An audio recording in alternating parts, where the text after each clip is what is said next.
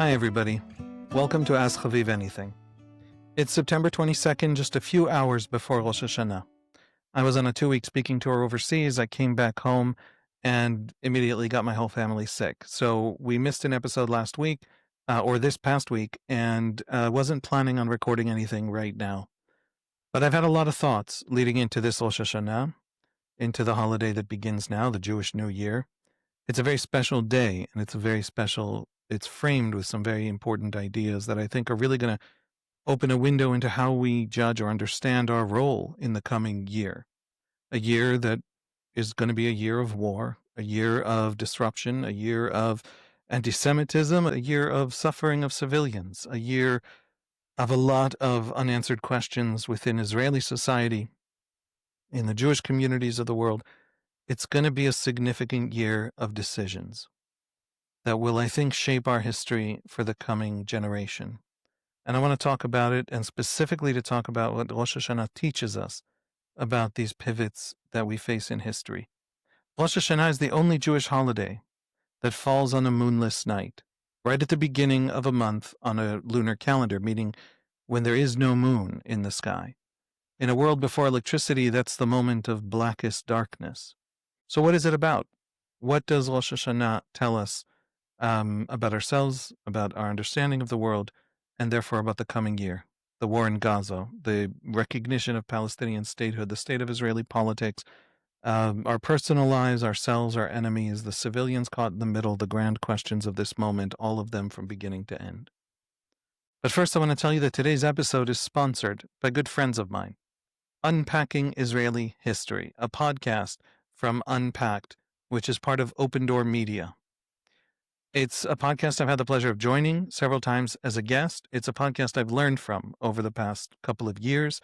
It is hosted by my friend Noam Weissman, who takes listeners on a journey through Israel's most fascinating, sometimes most controversial moments. It is a podcast that strives to offer a fact-based understanding of Israel's past and present that's informative. It's also very well done with a high production value and really entertaining. And the sheer views these videos get kind of tells that story. If you've been here a while and Ask Chaviv Anything, you know that I value talking about and learning about Israel without oversimplification. Nothing is simple. And if your thoughts on Israel are simple, you're missing a lot of the story. Real people live in very complex lives and spaces and intersecting problems. Unpacking Israeli History believes that as well and doesn't offer simplification. It offers all the complexities so that you can see the many different sides of things.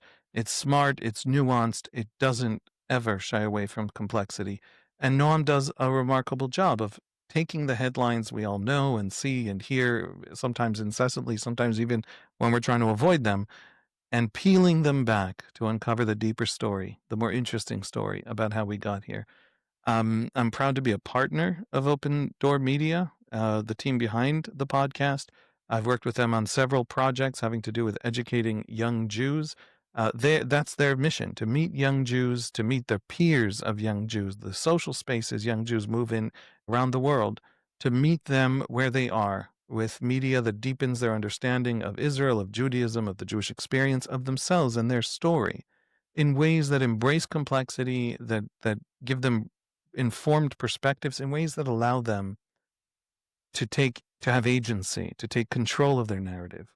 What's wonderful about Open Door Media's content on YouTube is that it's not going to turn a left-winger into a right-winger or a right-winger into a left-winger.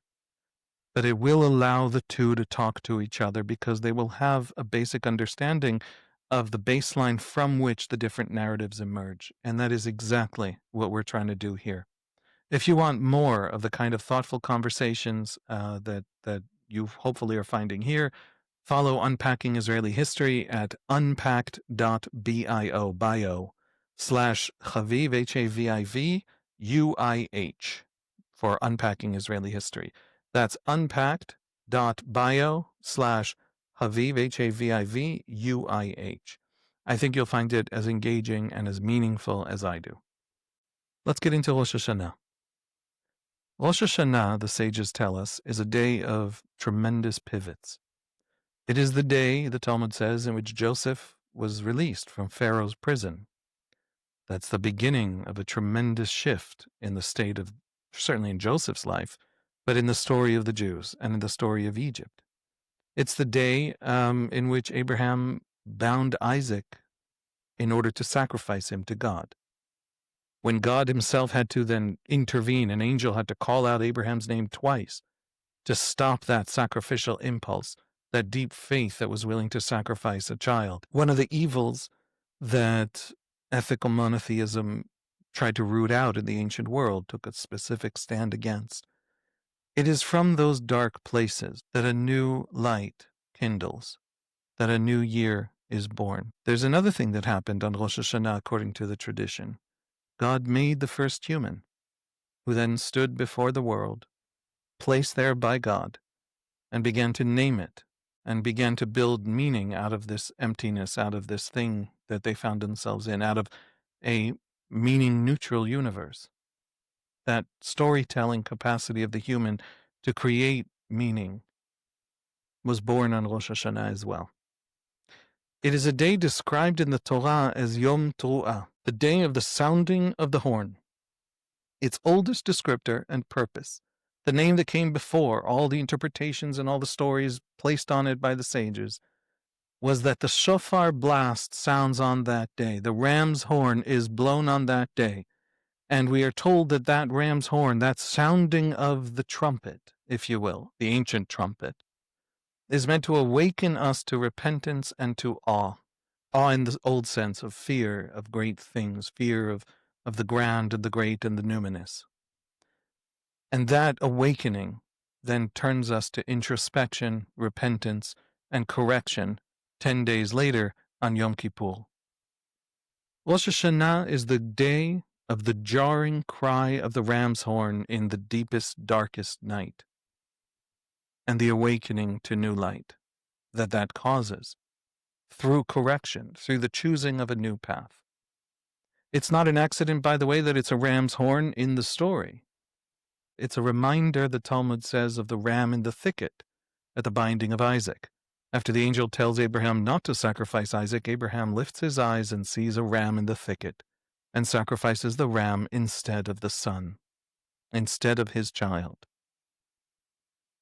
And the Talmud tells us, the sages tell us, that ram had been in that thicket from creation itself. In other words, there was never not another way. The ram's horn, the tu'ah, the cry that the Torah says is the heart of this day, is meant to jar us, to startle us, to make us look around, to see that there's always a ram in the thicket, or there's always an alternate path, that the new year is a fork in the road, always and forever. It is never not a moment for pivoting, for questioning, for noticing that alternatives were built into creation itself. Welcome to Rosh Hashanah. We are in the depths of war, despair, rage, disruption, dysfunction. We all live on social media, constantly being fed the insanity. There's new anti-Semitism out there in the world, making massive headwinds. Jews are suddenly questioning their position, even in Western societies. There's pain all around, uncertainty all around. And in this darkness, in this darkest of holidays, in the pivot when man was first made, in the fulcrum of things, I'll get to the point. The birth of new light becomes possible. New paths are revealed, and we are startled by the blows of the horn into seeing them, into seeing the more beautiful, sweeter, safer, more peaceful, even if it seems impossible now, path forward. I want to just make a couple of comments in this vein about what's happening right now. There's a diplomatic storm out there of recognition of a Palestinian state. Keir Starmer of Britain and Macron of France and Australia and Portugal, and I'm sure I missed half of you, and I apologize if I missed some country that tried to join in on it. The question for people like me, for most Israelis, I think, isn't whether the recognition of a Palestinian state is a good thing or a bad thing in some inherent fundamental sense. It is which Palestinian state you're recognizing, what comes of it, what will actually be its practical effect. Hamas has already declared and announced multiple times this is a great victory for its decision to stick out the war. It's a great victory for its decision, as Hamas accounts, including the Quds News Network, including Ghazi Hamad himself, the spokesman of Hamas at this moment, talked about how the importance of the sacrifice of the martyrs of Gaza, the destruction of Gaza through this strategy of tunnels and never-ending explanations to Israelis that this is a zero-sum war that goes on forever until their destruction, and the deep burying at a scale unprecedented in the history of warfare of all military assets. Gaza's 500 kilometers of tunnels into which this immense bomb shelter system into which no civilian has been allowed to step foot in 23 months. That whole strategy of massive sacrifice, that strategy has been vindicated. Hamas has said out loud, explicitly, publicly, and repeatedly. It then published videos of itself assassinating Palestinians who opposed them on the day of the recognition by France and Britain. It tried in Gaza to make sure that the story of the recognition is the story of Hamas's triumph and the inadvisability of standing against them.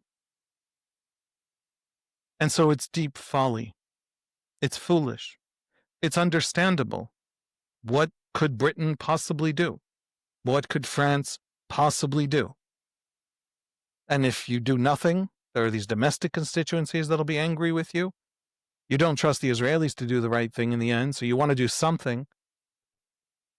But what they actually chose to do incentivizes both sides to continue the fighting. The Israelis have less to lose. What do you got on them? Recognition of a Palestinian state?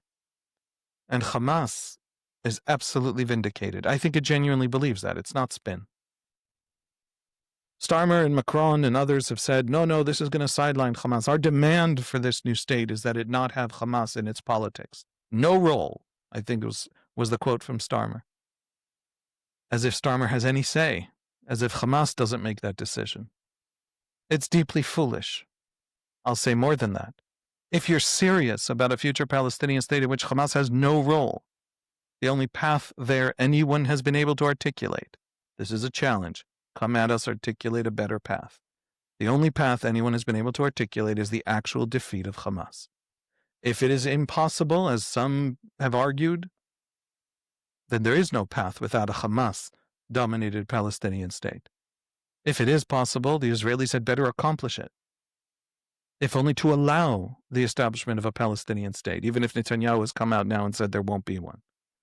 But the only chance it could possibly have of a different constellation of Israeli politics, establishing any kind of Palestinian state, stepping back enough for there to be not believing, as most or the vast majority of Israelis do now, that a Palestinian state is a Hamas state that will be in a forever war in a zero-sum pattern until one side dies. That is what Israelis believe Hamas is capable of doing, and is the only thing Hamas is capable of doing. There's no other option or path before us as long as Hamas is there. You'd need a whole new Israeli understanding, and it would have to be driven by a whole new Palestinian understanding. And none of that becomes possible until you create the space for it by the destruction of Hamas. And so Netanyahu's strategy and the Macron-Starmer strategy are not opposite strategies. Even if they claim to be, even they pretend to be, even if they each for their domestic constituencies have to posture in that way, they are actually all headed in the same direction. And it's a direction that offers very, very little good news for Gaza in the coming months. It's a direction in which Hamas actually has to be crowbarred out, even as it is told by every single pro-Palestinian or sympathetic voice out there in the world that it is right to stick it out. It is a perfect storm. If you assume the Israelis are heartless, don't give Hamas every incentive to continue. And if you believe the Israelis are doing their best and don't have other options, or are amenable to another way to handle this, if Hamas can actually be convinced to leave, then convince Hamas to leave, pressure it to leave. Tell a story in which it is losing Palestine, not winning Palestine. The trouble, of course, is that those who need to hear all that, who need to understand that Hamas negates international pressure on Israel by forever telling Israelis this is a zero-sum war to the death for all time, aren't going to take it seriously when I say it or when any Israeli says it. But it's true whether or not the international community understands it. The recognition of Palestine isn't the problem. 140 countries recognized Palestine before this whole wave. The question is which Palestine? Because one sort of Palestine is permanent self-destruction. A Palestine that refuses to live alongside an Israel, whose fundamental story and identity is Israel's destruction. The destruction of this tribe of refugees who know only one thing about history, which is that the only thing that ever saved them was their own ability to stand shoulder to shoulder and defend themselves. This is a Palestine that can never build itself and can never stop fighting to destroy Israel and cannot destroy Israel, and therefore is a permanent trap, driven by a religious ideology and vision that drives Hamas. Don't lock Palestinians into that. Your pressure on Israel is meaningless as long as Hamas runs Palestine, and just saying the Palestine I recognize has no Hamas in it is you copping out of the responsibility to be wise. It is folly. But here's where it all connects to Rosh Hashanah. A great many Westerners seem to grasp this, seem to understand. Hamas is a problem, the great obstacle. There's an order of operations here. A huge number of people on the left I personally have spoken to are totally amenable to the idea. Maybe I'm very convincing, or maybe they think this anyway, which is what I think is happening. That you must first remove Hamas when it is no longer reasonable for the Israelis to think that everything Palestinian is an argument for their own destruction. Then you swing around the pressure on the Israelis. But if you try and put the pressure on the Israelis, you build up Hamas and you neutralize your own pressure on the Israelis. There's an order of operations here. Most people get that, left and right, out there in the West. There was a wonderful poll in the Telegraph about the British recognition of Palestine, which I thought was astonishing. Not that the vast majority of conservatives in Britain, over 90%, do not want a recognition of a Palestine that is without condition. In other words, without a condition that Hamas can't run it. But that 89% of labor voters don't want that kind of a recognition. Now, it's not clear what kind of condition Britain can put on the recognition. You recognize or you don't recognize. Britain has no say in who actually rules Gaza. But the sense that labor voters, understand that Hamas is a problem, understand that the argument about the order of operations, who you pressure first and who you pressure second, is at least a reasonable argument given who and what Hamas are. That tells me that there is enormous potential for an Israeli story to be effective in those audiences, to tell that story. There's enormous potential to shape the policy environment in the international community in ways that actually pressure Hamas, rather than reinforce and bolster Hamas against its internal enemies so it can start murdering everyone who stands against them within Palestinian society or against Israel. Israel not looking evil. That used to be a slogan at Google. Don't be evil. Israel not looking evil. Not talking in this bombast to domestic constituencies and narrow parties, but talking about the day after in Gaza, the rebuilding of Gaza, the good future Gaza can have, is an Israel that can turn a great many of the people in the middle who are unsure, unconvinced, who don't think Israel is destroyable and do think Hamas is a recipe for permanent disaster. It's an Israel that can turn a great many of them against Israel's enemies. Israel doesn't need the love of the world. We don't stand and beg for the right to exist. But at least deny the enemy. Deny the enemy the support given to the enemy by large parts of the world thinking that Israel is heartless has no future for the Palestinians, sees no better day after. That there is no meaning to this demolition war in Gaza.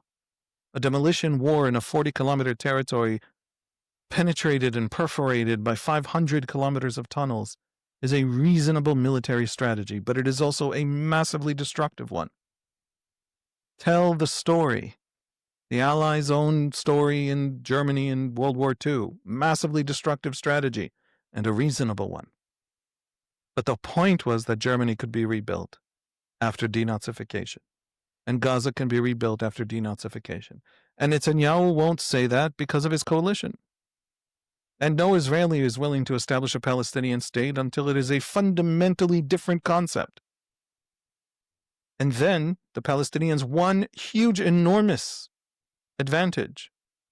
Their great asset, the thing that remains when all the conversations are done, which is that there are millions of them and they are there and they're not going anywhere, and the Israelis don't want them to be Israeli and they don't want to be Israeli. That remains and has to be dealt with and resolved, and there are 100 ways to do it. And I know I'm the last optimist in the Middle East on this point, but I still am one. And the benefits that accrue to Israel from a solution, from being amenable to a solution, capable of a solution, without losing any of its assets, without losing any of its security, because a fundamental change was actually driven in Palestinian society, all of that becomes possible. Because Israel does not speak to the masses out there in the world, because it has no voice, because the prime minister doesn't lay out the case, and Israel has no information war capabilities of any kind, literally to the point of not having English language spokespeople of any competence.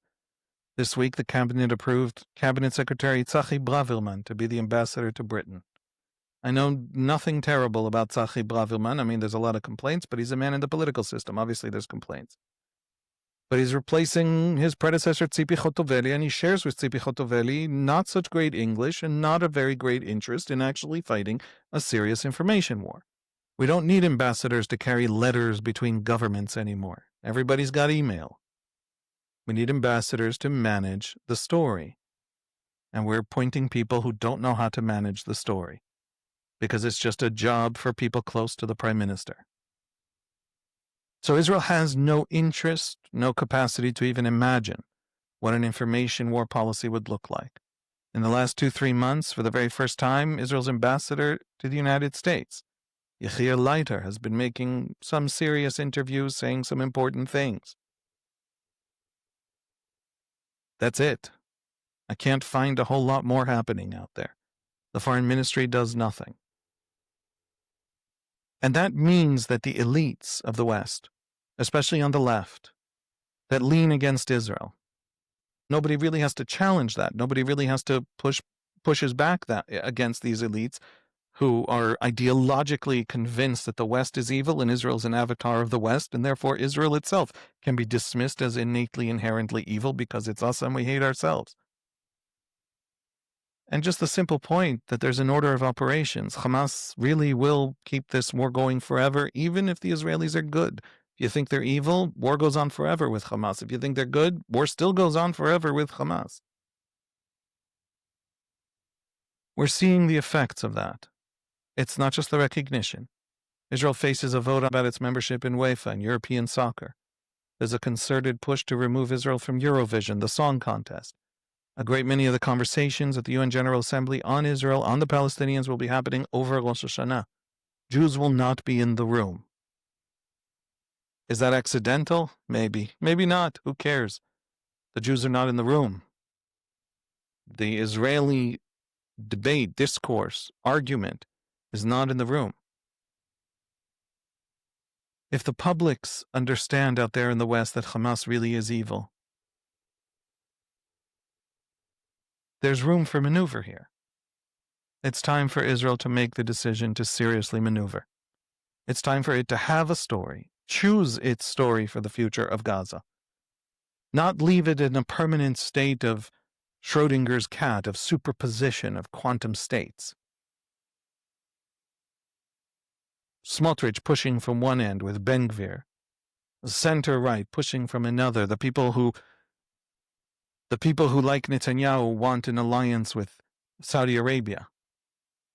trying to kind of push, but can't because they'll lose their coalition if Smotrich is convinced he can't potentially be fighting for a Gaza free of Palestinians. The inability of Israel to make a decision, the inability of Israel to have a policy means it cannot tell a story, which means it cannot carve out the space that is available to it. In the region, there are two countries that each represent opposite trajectories. We have Egypt, massively arming in the Sinai. There are new runways being paved in the Sinai. There are underground missile silos being built in the Sinai. All of these are complete violations of the Israeli-Egyptian Peace Treaty of 1979. We have no evidence that there are missiles in those silos, but there are silos suddenly. This is all a report in Axios by Barak Ravid, in which the Israelis have been arguing to the Americans that all this new military infrastructure is a violation of the treaty, but also is actually worrying. Egypt is investing a lot in building war-fighting capabilities on its frontier with Israel. Why? Now, I did a whole episode with Mariam Wahba explaining the Egyptian government's precarious position, the Egyptian public's thinking on Israel after the Gaza war, explaining why it would have to look belligerent to the Israelis and why that doesn't mean that it wants war. But we also have a dozen officials at varying levels of government, including mayors in Sinai and including officials back in Cairo, talking about the possibility of war with Israel explicitly. We have a country in freefall. So much of the economy is owned by the army, and so much of that military ownership of so many industries is so much of what's wrong with the Egyptian economy that prevents it from growing, that's sinking Egyptian society deeper and deeper into a crisis that is an economic crisis, but also a social crisis. And so much Islamism is spreading in that society. If Egypt, a country of 120 million people, the most populous Arab state, explodes, if Sisi's government falls, 10 years down the road, is there really no war between Israel and Egypt? We're sure of that? Why are they arming? Why are they building? A country that can no longer feed its population without the world's help. As it sinks, one of the things I learned in my history studies at university is that when you see monumental building, especially by empires with grand narratives of their own glory, or dictatorships, that's usually a sign of the beginnings of collapse. Athens built the Parthenon at the beginning of the collapse. Egypt has built, in the last few years, a spectacular, sprawling presidential palace, even as the country struggles to feed its people. And at the same time, you have another country, Syria. Syria's president is headed to the UN General Assembly for the first time ever. The Assad family never went. It didn't want to face critique in New York. It sent a foreign minister, it sent some junior official to read the speech, but they never actually went.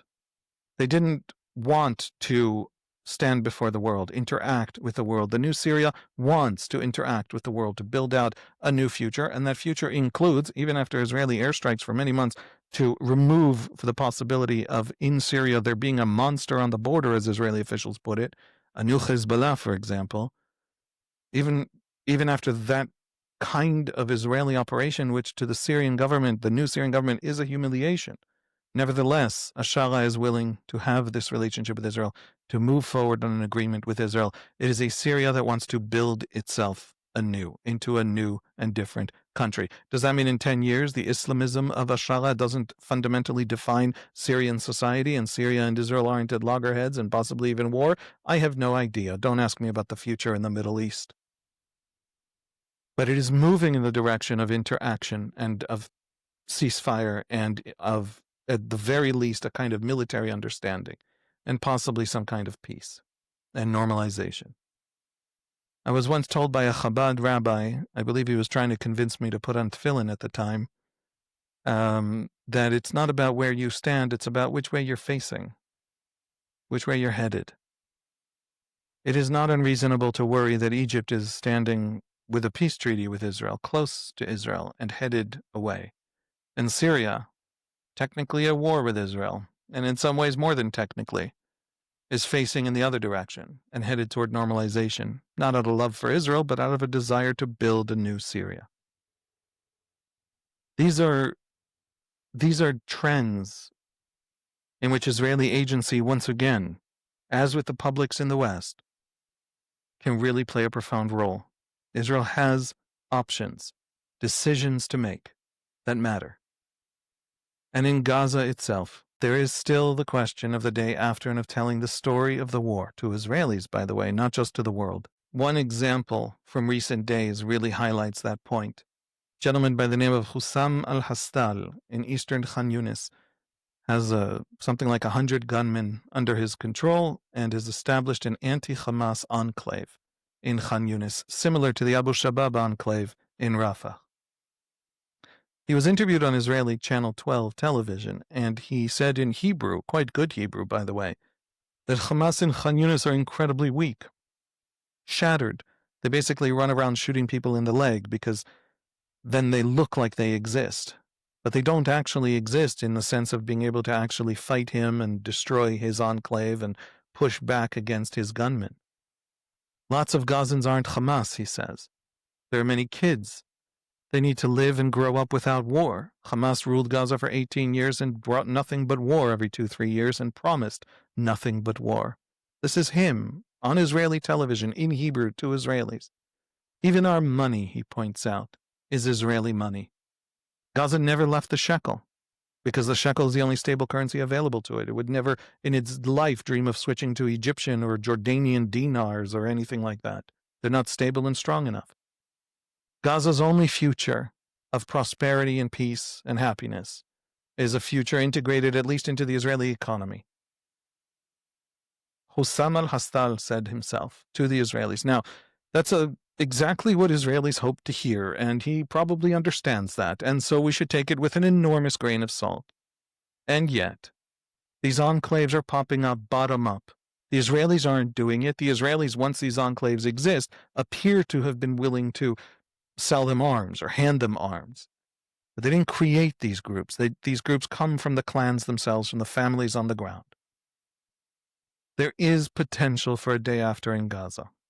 Israel should start building it. Folks, Zionism is the idea at its heart, at its deepest, simplest core, that it is by our own exertions, by our own efforts of our people, our soldiers, our planners, our citizens, our leaders. It is by the hands of the Jews that the Jews' future will be decided. We must do the wise thing. We must choose the wise direction.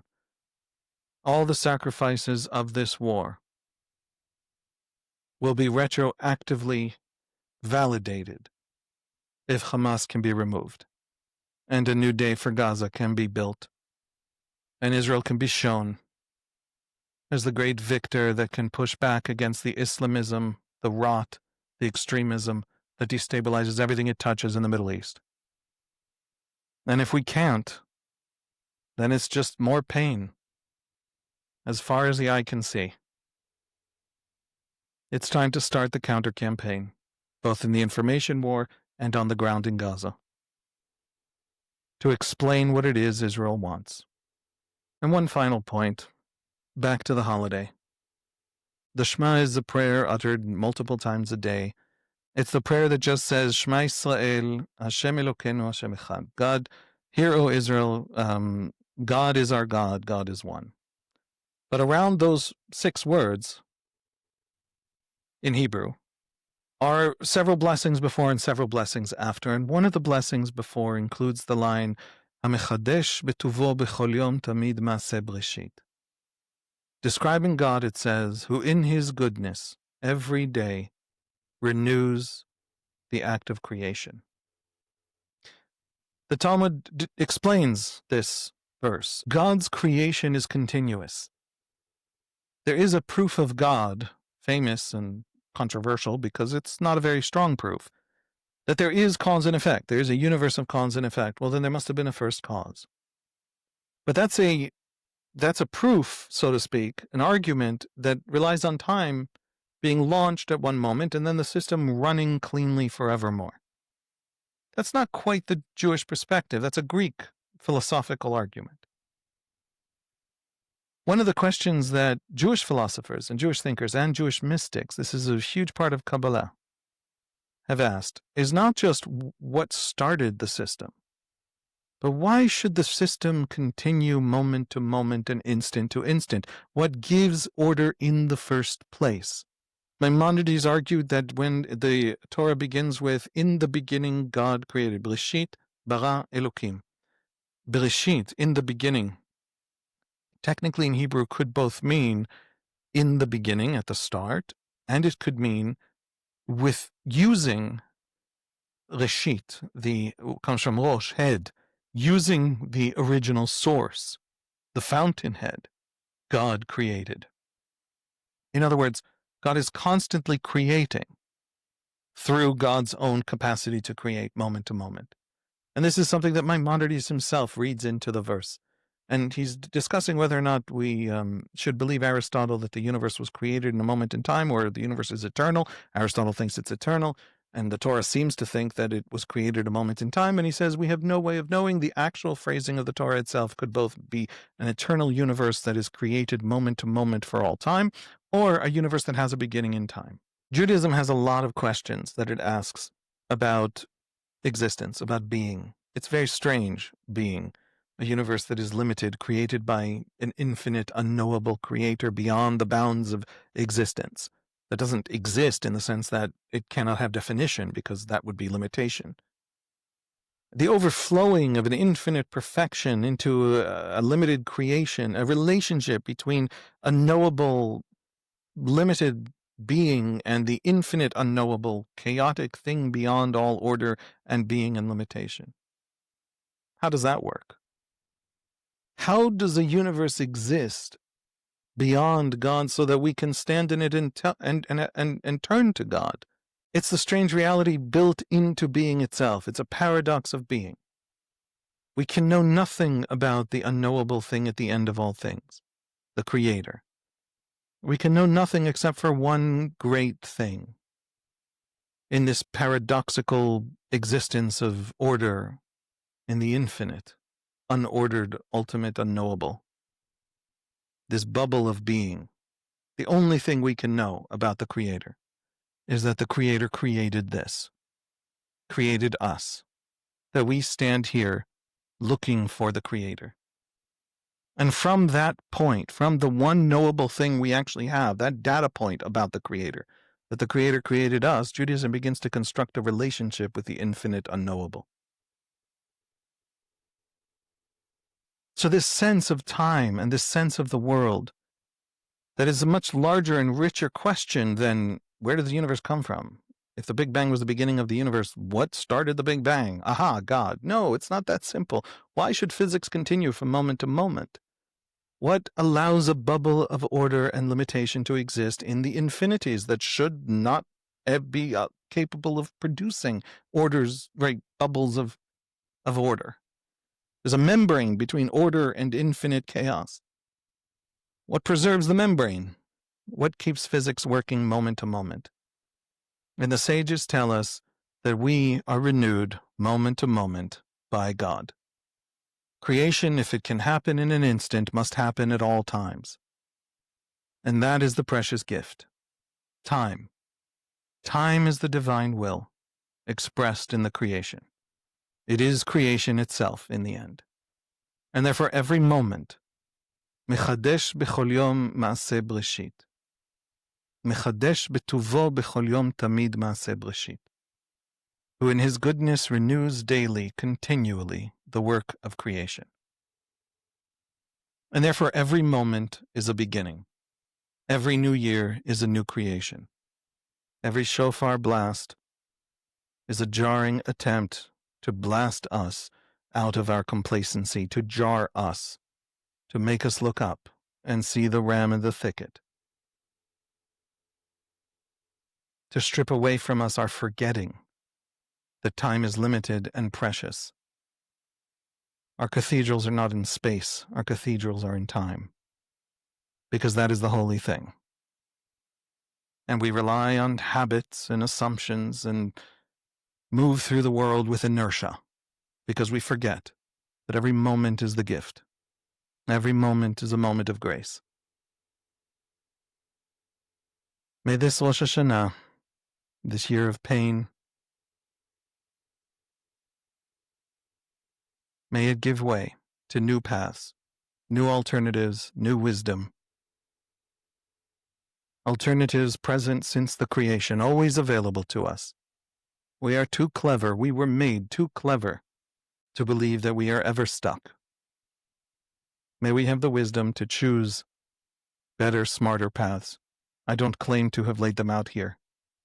There are people listening to this who are smarter than me and have better paths than I could even imagine. May we have the wisdom to find them and to pursue them. This is Judaism's great message and great gift. This new year and every new year. And this moment and every moment. Shana Tova.